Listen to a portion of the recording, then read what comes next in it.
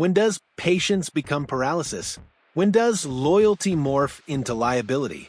These are the brutal questions now haunting the Atlanta Falcons organization as their season spirals into a familiar abyss of disappointment and broken promises. What began with genuine optimism, a 3-2 start that had fans daring to dream, has devolved into a gut-wrenching nightmare that feels all too familiar for those who bleed red and black. The numbers tell a devastating story. 6 losses in 7 games.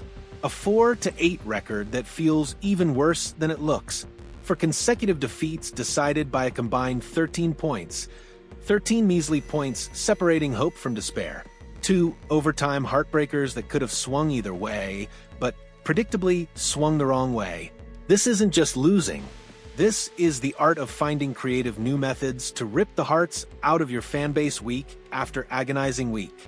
The latest chapter in this tragedy, a 27-24 surrender to the New York Jets in Week 13, a game that followed the blueprint Atlanta has perfected this season. Compete hard, build hope, make critical mistakes at critical moments, blow a fourth-quarter lead, and walk off the field wondering what just happened. Again, Raheem Morris stands at the epicenter of this earthquake, and the ground beneath his feet is crumbling.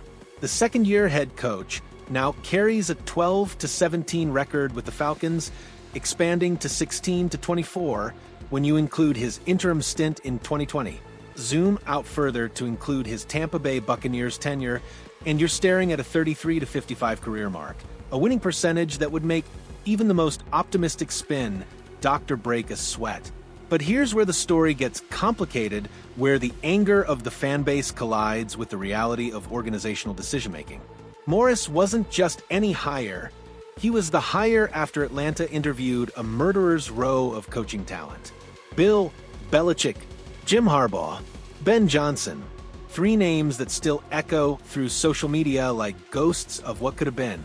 Instead, owner Arthur Blank chose Morris, a decision that haunts every loss, every blown lead, every missed opportunity. The fan base hasn't forgotten. They won't let anyone forget. Every fourth-quarter collapse becomes a referendum not just on Morris, but on the decision-making process that put him in that position. It's a pressure cooker that would test even the most accomplished coaches, let alone one trying to establish his credentials. What does the front office think? According to ESPN's Jeremy Fowler, the situation may not be as dire as the win-loss record suggests, at least not from ownership's perspective. Would Falcons owner Arthur Blank be compelled to make a change after 2 disappointing seasons? What I have been told is that Blank respects Morris a lot, so I don't expect a rash decision one way or the other, Fowler reported. That word, respect, carries enormous weight in this context. It suggests Morris has built credibility behind closed doors, even as results on the field have failed to materialize. It hints at a longer view, a belief that the foundation being built might be stronger than the current record indicates. But respect only goes so far when your team can't close games. When special teams become a weekly liability, when an offense loaded with playmakers somehow regresses instead of evolves. Fowler himself acknowledged these glaring issues. Special teams have been a liability, and the offense has regressed despite playmakers on that side of the ball. The insider added another crucial detail. Any sort of in-season move would be a mild surprise from my view. While there's at least some smoke around this job, this feels far from finalized. Translation: Morris likely survives the season barring a complete meltdown. But his staff? That's another story entirely. Fowler suggested that if Morris returns for year 3, expect significant changes among coordinators and position coaches, the kind of shakeup that says, "We believe in you, but not in everyone around you." The Arthur Blank factor. Speaking of ownership, Arthur Blank has become a lightning rod for criticism among Falcons faithful. Calls for him to sell the team or step back from football operations have intensified with each loss. His track record shows patience with head coaches, perhaps too much patience in the eyes of fans who've watched mediocrity become the standard rather than the exception. Blank's loyalty is both his greatest strength and most frustrating weakness. He doesn't panic. He doesn't make impulsive decisions. He believes in giving people time to succeed. Noble qualities in theory, But when does patience enable underperformance? When does loyalty prevent necessary change? The Falcons have talent, real, legitimate NFL-caliber talent. That makes the losses even more maddening. This isn't a rebuilding team scraping together spare parts. This is a roster that should be competing for playoff spots, not mathematical elimination scenarios. The final five, salvation or damnation. Morris faces a gauntlet that will define his immediate future. 5 games, 5 opportunities to salvage something from this wreckage, or 5 more nails in his coaching coffin. The opponents? A mixed bag with a combined 30-30 record. Arizona and New Orleans offer winnable games against teams with losing records.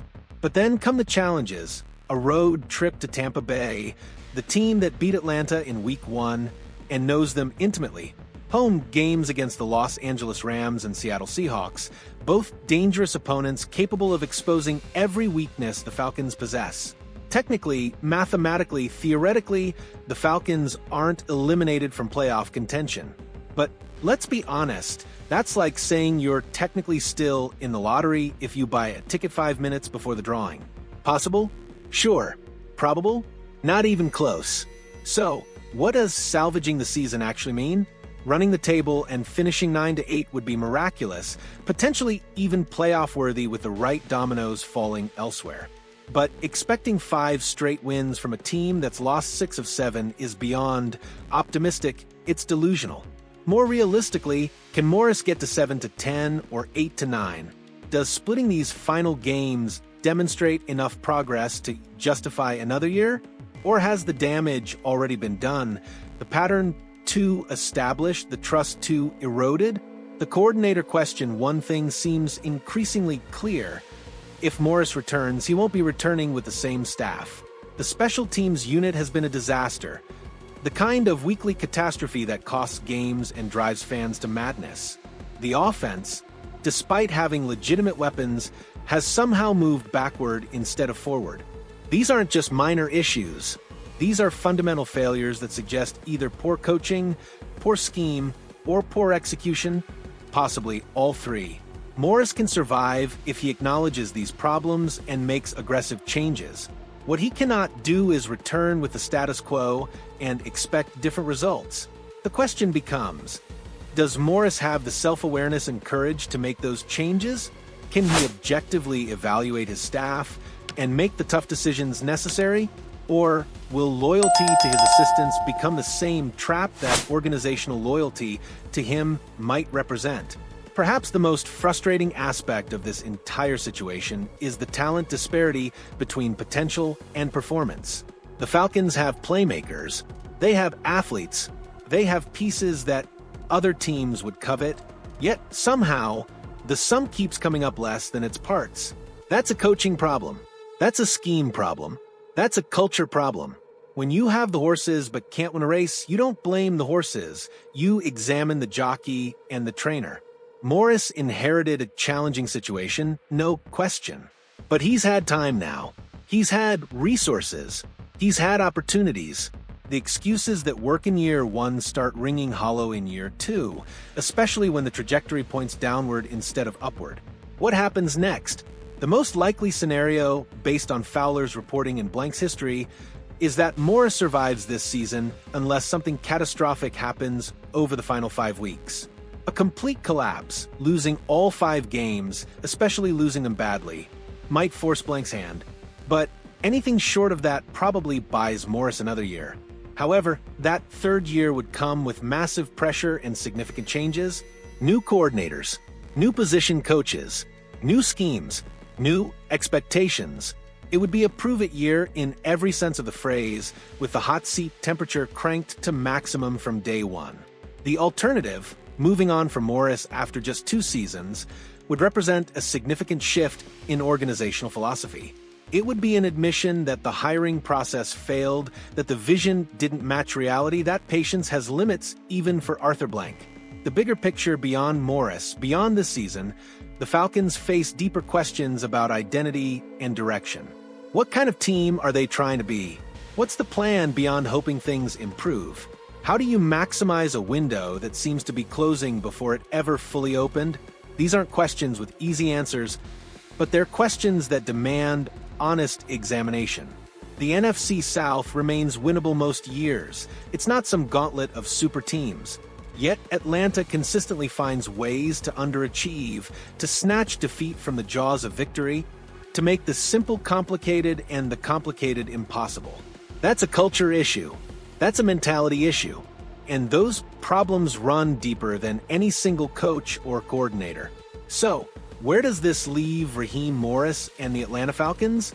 In limbo, in uncertainty, in that uncomfortable space between hope and resignation where most of this franchise's recent history has resided. Morris will likely get his third year, but it will come with conditions and changes. The staff will be overhauled. The expectations will be crystal clear. The margin for error will be non-existent. He'll have one more chance to prove he's the right leader for this organization. One more opportunity to turn potential into performance. But make no mistake, the clock is ticking. The patience is wearing thin. The benefit of the doubt is nearly exhausted. These final 5 games won't determine Morris's immediate future, but they'll set the tone for everything that follows. Can he rally this team? Can he find a way to win close games instead of losing them? Can he demonstrate the growth and adaptation that separates good coaches from mediocre ones? We're about to find out.